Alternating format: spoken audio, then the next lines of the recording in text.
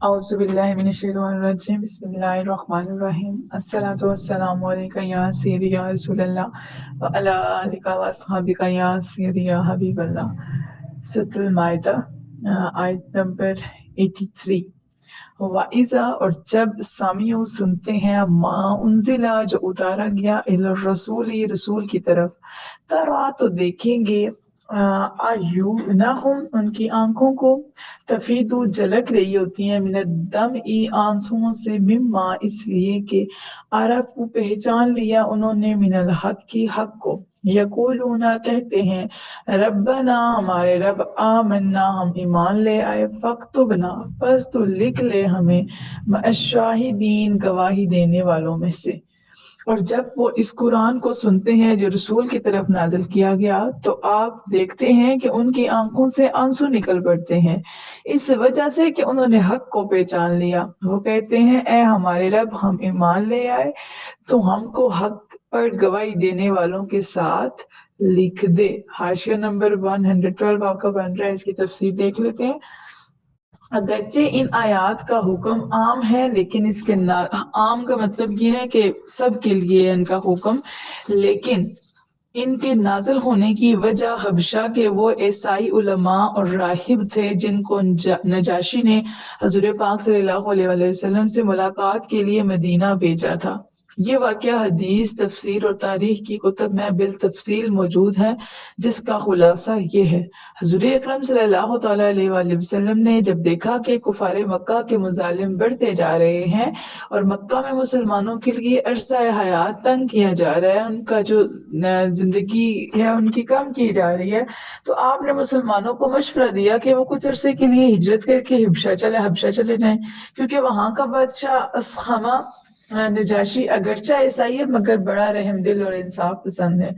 نہ خود ظلم کرتا ہے اور نہ ہی کسی کو کسی پر ظلم کرنے دیتا ہے۔ چنانچہ نبوت کے 5ویں سال مہاجرین کا پہلا قافلہ مکہ کو چھوڑ کر حبشہ کی طرف روانہ ہوا۔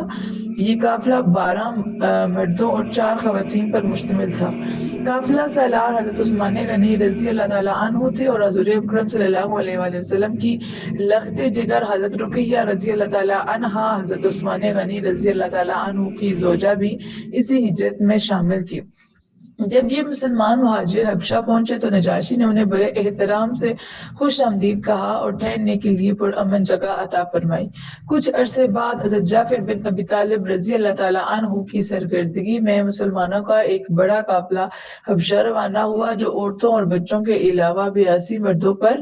مشتمل تھا۔ جب مسلمانوں کی اتنی بڑی تعداد مکہ کو چھوڑ کر حبشہ چلی گئی تو مشرکین مکہ کو فکر لاحق ہوئی کہ کہیں ایسا نہ ہو کہ وہاں مسلمان اپنی طاقت جمع کر کے ہم پر دعویٰ بول دیں، یعنی ہم پر وہ ٹوٹ پڑے۔ چنانچہ انہوں نے 2 سفیر عمر بن عاص اور عبداللہ بن ابی ربیعہ نجاشی کے پاس بھیجے اور انہیں بڑے نفیس اور قیمتی تحائف بھی دیے تاکہ وہ بادشاہ اور اس کے درباریوں کو دے کر ان کی حمایت حاصل کریں۔ چنانچہ حبشہ پہنچ کر مکہ کے سفیروں نے نجاشی سے عرض کی، ہمارے شہر میں ایک دیوانے نے نبوت کا دعویٰ کر دیا ہے، نعوذ باللہ۔ یعنی ان کا یہ تھا کہ آپ صلی اللہ علیہ وسلم نے جو نبوت کا دعویٰ کیا ہے اس کے بارے میں بات کر رہے ہیں کہ کچھ لوگ اس کے ساتھ لگ کر بہت فساد پھیلا رہے ہیں، ان میں سے بعض آپ کے ملک میں آ کر آباد ہو گئے ہیں۔ ان احمقوں کو اپنی قوم کا دین ترک کر دیا، ان احمقوں نے اپنے قوم کا دین ترک کر دیا ہے، چھوڑ دیا اور آپ کا دین بھی قبول نہیں کیا، بلکہ انہوں نے ایک نیا دین گڑھا ہے۔ ہمیں مکہ کے سرداروں نے آپ کی خدمت میں بھیجا ہے تاکہ آپ انہیں اپنے ملک سے نکال دیں، ورنہ یہ تیرے ملک میں بھی فساد پھیلا سکتے ہیں۔ نجاشی بادشاہ نے مسلمانوں کو دربار میں طلب کیا، یعنی انہوں نے ان کو بلایا اور اپنے عیسائی علماء کو بھی بلا لیا جو بادشاہ کے گرد اپنی کتابیں کھول کر بیٹھ گئے۔ اب نجاشی نے مسلمانوں سے پوچھا وہ کیسا دین ہے جس کے لیے تم نے اپنے آبائی مذہب کو چھوڑ دیا ہے؟ اس پر حضرت جعفر بن ابی طالب نے کہا، اے بادشاہ ہم جاہل قوم تھے، بتوں کی پوجا کرتے، مردار کھاتے تھے، بے حیائی کے کام کرتے تھے، رشتوں کو توڑتے تھے، پڑوسیوں سے بدسلوکی کرتے اور کمزوروں پر ظلم کرتے تھے۔ ہم اسی حال پر تھے کہ اللہ تعالیٰ نے ہم میں سے ہی ہماری طرف ایک رسول بھیجا جس کے نسب، صداقت، ایمانت اور طہارت کو آپ پہلے سے ہی جانتے تھے۔ اس نے ہمیں اللہ تعالیٰ کی طرف دعوت دی تاکہ ہم بتوں کو چھوڑ کر صرف ایک خدا کی عبادت کریں، سچ بولیں، ایمانتوں کا پاس رکھیں، رشتوں کو ملائیں، پڑوسیوں سے اچھا سلوک کریں اور بے حیائی سے باز آ جائیں۔ ہم نے اس دعوت کو قبول کر لیا ہے اور اس وجہ سے مکہ والے ہمارے دشمن بن گئے ہیں اور ہم ان سے تنگ آ کر آپ کے ملک میں امن تلاش کرنے آئے ہیں۔ پھر نجاشی نے پوچھا، تمہارا قرآن ہمارے عیسیٰ کے بارے میں کیا کہتا ہے؟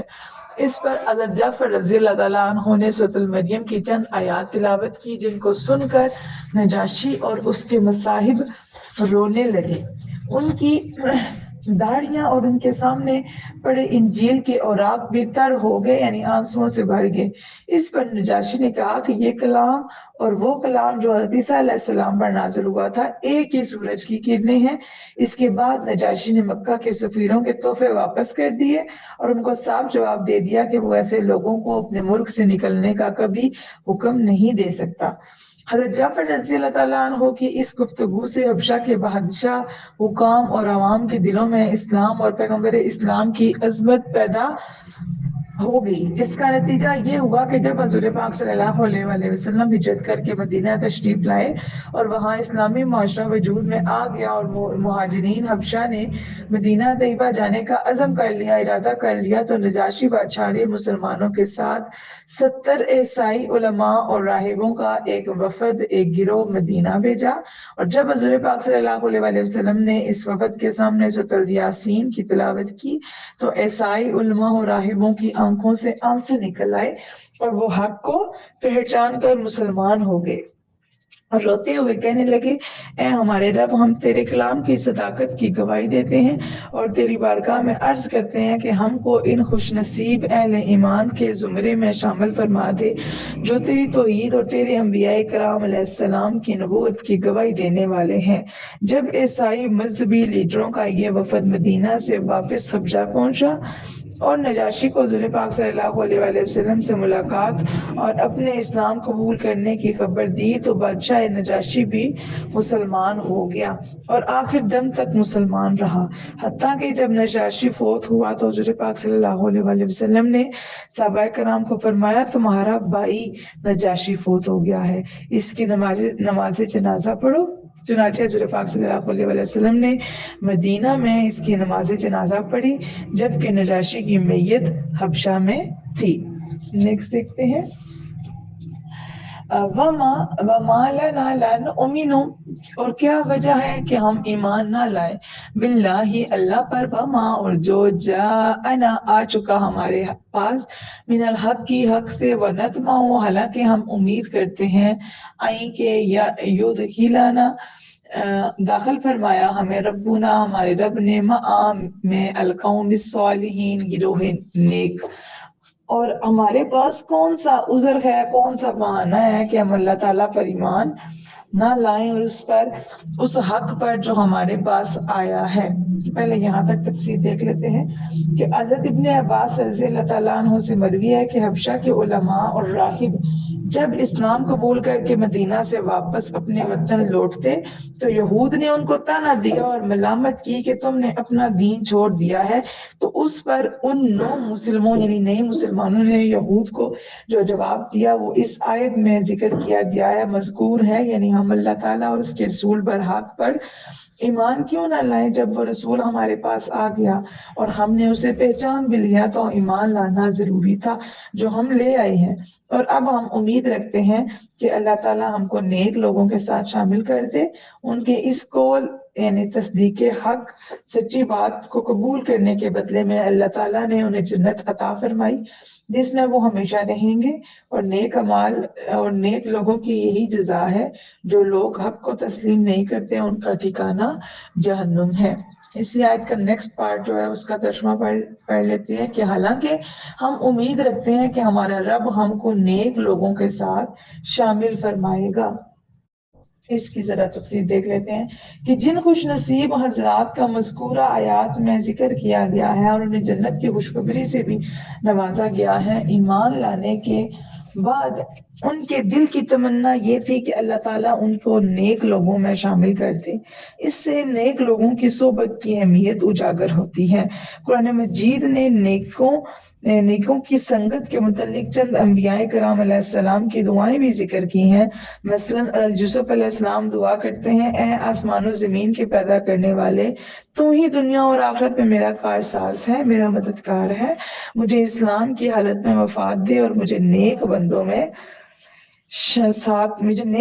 کے ساتھ ملا دے۔ حضرت ابراہیم علیہ السلام اللہ تعالیٰ سے دعا مانگتے ہیں، مجھے نیک بندوں کے ساتھ ملا دے۔ حضرت سلیمان علیہ السلام عرض کرتے ہیں، اے میرے پروردگار، مجھے اپنی رحمت کے باعث اپنے نیک بندوں میں شامل کر لے۔ الغرض نیک لوگوں کی صحبت، سنگت اور ان کے زمرے میں شمولیت ایک عظیم نعمت ہے اور سعادت ہے، جس کے لیے انبیاء کرام علیہ السلام نے بھی دعائیں کی۔ کاش ہم بھی آج اس کی اہمیت کو سمجھیں اور فضول مجلسوں سے اپنے آپ کو اور اپنے اہل خانہ کو دور رکھیں۔ نیکسٹ آیت دیکھتے ہیں۔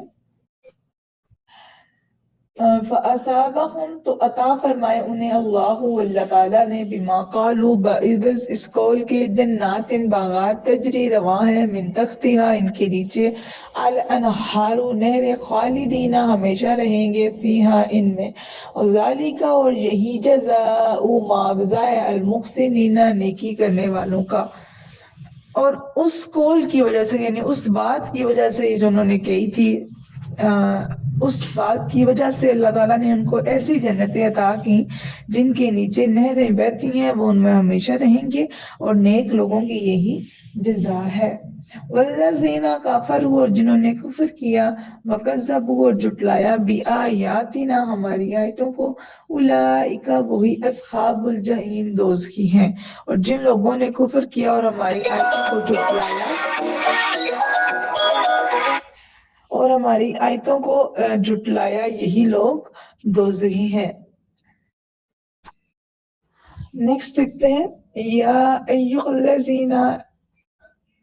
اے وہ جو لوگوں، آمنو، ایمان لائے، لا تحرموا، نہ حرام کرو، طیبات، پاکیزہ چیزوں کو، ماں، جنہیں احل، حلال فرمایا ہے، اللہ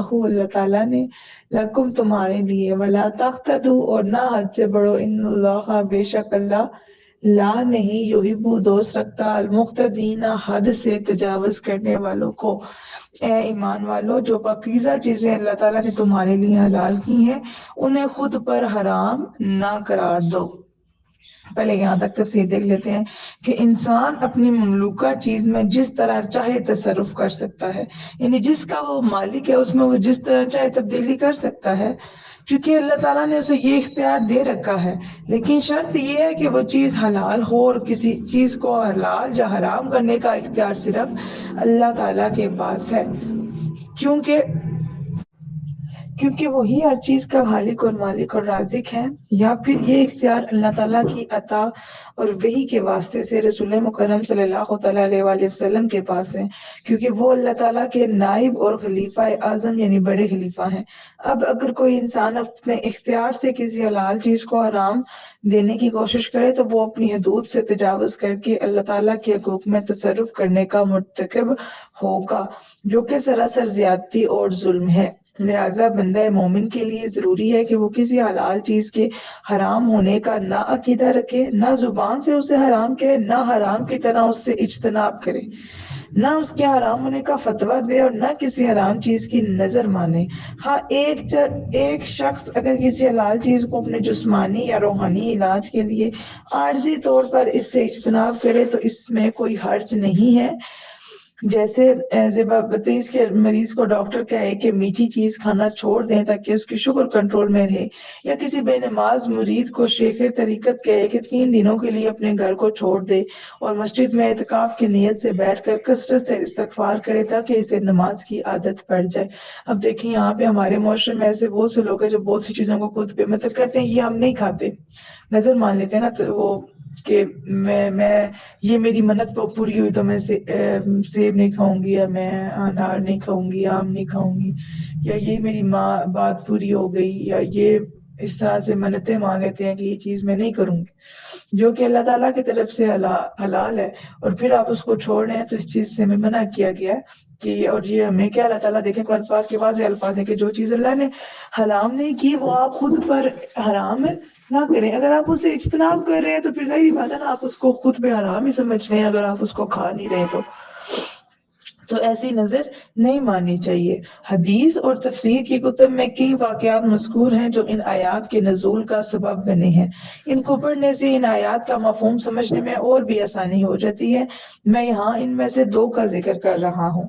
پہلا، ایک دفعہ 3 جلیل القدر صحابہ کرام نے حضور پاک صلی اللہ علیہ وسلم کی عبادت کے متعلق معلومات حاصل کی، اور ان میں سے ایک نے کہا میں تو ہمیشہ ساری رات نماز پڑھوں گا، دوسرے نے کہا میں ہمیشہ روزہ رکھوں گا اور کبھی ناغہ نہیں کروں گا، اور تیسرے نے کہا میں عورتوں سے کنارہ کشی کروں گا، شادی نہیں کروں گا۔ اتنے میں حضور پاک صلی اللہ علیہ وسلم خود تشریف لے آئے اور فرمایا تم لوگوں نے ایسا کہا ہے،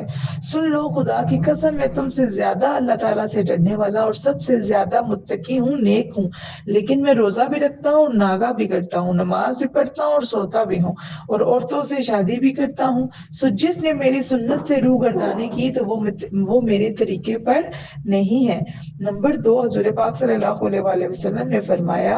اے عبداللہ کیا مجھے یہ صحیح خبر نہیں پہنچائے گی کہ تو سارا دن روزہ رکھتا ہے اور ساری رات عبادت میں گزار دیتا ہے؟ حضرت عبداللہ نے عرض کیا اے اللہ کے رسول یہ خبر درست ہے، میں ایسا ہی کرتا ہوں۔ تو حضور پاک صلی اللہ علیہ وسلم نے فرمایا ایسا مت کرو، روزہ بھی رکھو اور ناغہ بھی کرو، رات کو عبادت بھی کرو اور نیند بھی کرو، کیونکہ تیرے جسم کا بھی تجھ پر حق ہے، تیری آنکھ کا بھی تجھ پر حق ہے اور تیری بیوی کا بھی تجھ پر حق ہے۔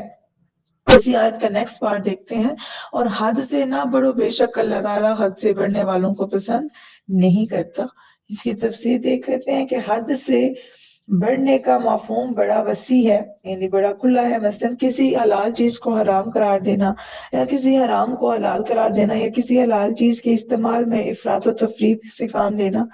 کمی بیشی سے استعمال کرنا اس کو، یا ساری چیزیں حد سے بڑھنے کے ضمن میں آ سکتی ہیں، اور جو بھی ان میں سے کسی ایک کا بھی ارتکاب کرے گا، کوئی ایک کام بھی کرے گا تو وہ اللہ تعالیٰ کی ناراضگی اور ناپسندیدگی کا مستحق قرار پائے گا۔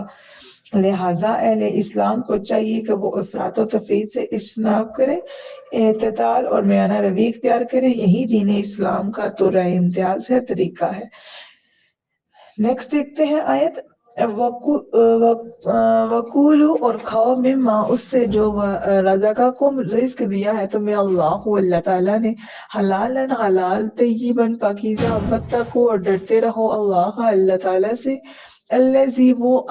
تم بھی جس پر مؤمنون ایمان لائے ہو۔ اے اللہ تعالیٰ نے جو حلال اور حرام رزق پاکیزہ رزق تمہیں عطا فرمایا ہے اس میں سے کھاؤ، اور اللہ تعالیٰ سے ڈرتے رہو جس پر تم ایمان رکھنے والے ہو۔ اس آیت کی تفسیر دیکھ لیتے ہیں کہ حلال سے کیا مراد ہے۔ حلال سے مراد وہ چیزیں جو شریعت میں حرام نہ ہوں۔ حرام چیزوں کی 3 قسمیں ہیں۔ نمبر 1، بذات خود حرام ہو جیسے کتا اور گدھا وغیرہ۔ نمبر 2، کسی حادثے کی وجہ سے حرام ہو جیسے مردار مرغی اور مردار بکری وغیرہ، یعنی اگر مرغی مر جاتی ہے یا بکری مر جاتی ہے ذبح ہونے سے پہلے تو وہ پھر حرام ہو جاتی ہے۔ نمبر 3، اصولے کے طریقہ حرام ہو، اصول کا طریقہ حرام ہو، یعنی اس کو حاصل کرنے کا طریقہ حرام ہو، جیسے رشوت اور چوری وغیرہ کا مال۔ مطلب ویسے تو مال جو ہے اگر آپ حلال طریقے سے کماتے ہیں تو پھر تو وہ حرام نہیں ہے نا، لیکن اگر آپ پیسے کو ناجائز طریقے سے حاصل کرتے ہیں تو وہ پھر حرام ہو جاتا ہے۔ نیکسٹ دیکھتے ہیں طیب چیزیں کون سی ہوتی ہیں۔ طیب سے مراد عمدہ اور پاکیزہ چیزیں ہیں جو گلی سڑی اور گندی نہ ہو، یہ آپ لوگ پہلے بھی پڑھ چکے ہیں۔ بعض چیزیں حلال ہوتی ہیں مگر بہت پرانی یا کسی اور عارضے کی وجہ سے ان کا رنگ، ذائقہ اور اثر بدل جاتا ہے، اور ان کا استعمال طبیعت اور صحت دونوں کے لیے مضر نقصان ہو سکتا ہے، لہٰذا ان سے اجتناب کیا جائے۔ اس آیت میں حلال اور طیب چیزیں کھانے کا حکم دیا گیا ہے، لیکن اس کا مطلب یہ نہیں کہ جو چیزیں حلال ہیں انہیں کھا جاؤ، ایسا نہیں۔ حکم یہ ہے کہ حلال اور پاکیزہ چیزوں میں سے کھاؤ، یعنی ساری نہ کھا جاؤ بلکہ جو ضرورت ہے اور جتنا ضرورت ہے اتنا کھاؤ۔ اسراف یعنی ضائع اور فضول خرچی نہ کرو، اللہ تعالیٰ سے ڈرو اور اس میں سے کچھ صدقہ و خیرات بھی کرو۔ امید ہے یہاں تک سمجھ آ گئی ہوگی، باقی کچھ سمجھ نہ آئے تو وہ آپ لوگوں نے پوچھ لینا ہے۔ وَمَا عَلَيْنَا إِلَّا الْبَلَاغُ الْمُبِينُ۔